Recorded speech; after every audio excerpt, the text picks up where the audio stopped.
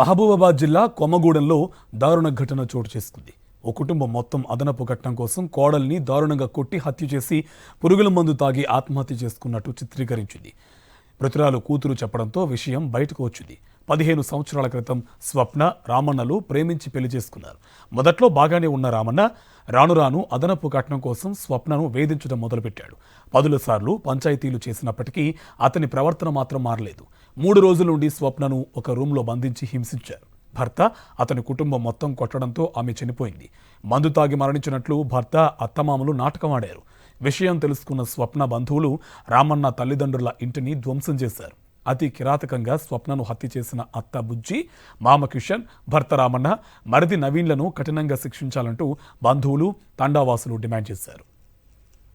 నేను 5 ఏళ్ళు నేను జైలుకు మాత్రం 5 సంవత్సరం మాత్రం జైలు పోయినా వెళ్తా కానీ నీ బిడ్డ నాకు అసలు వద్దు అని అంటాడు అల్లుడు.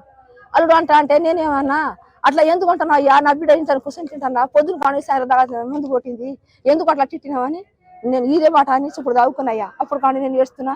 నా బిడ్డ మాత్రం ఇగో ఎట్లా చనిపోయిందంటే ఇగో బుజ్జి బాణది బుజ్జి, కిస్రా, రావణ, నవీన్, వీళ్ళు 4 కొట్టిరయ్యా. 4 కొట్టేసి చనిపోయారు. నా బిడ్డ 15 సంవత్సరాల నుంచి ఇదే వేధింపులు, ఇది ఆల్రెడీ మన శంకర్ నాయక్, మాజీ ఎమ్మెల్యే శంకర్ నాయక్ ఉన్నప్పుడు హయాంలో అప్పుడు మన క్యాంప్ ఆఫీస్లో కూడా పంచాయతీ చేయడం జరిగింది.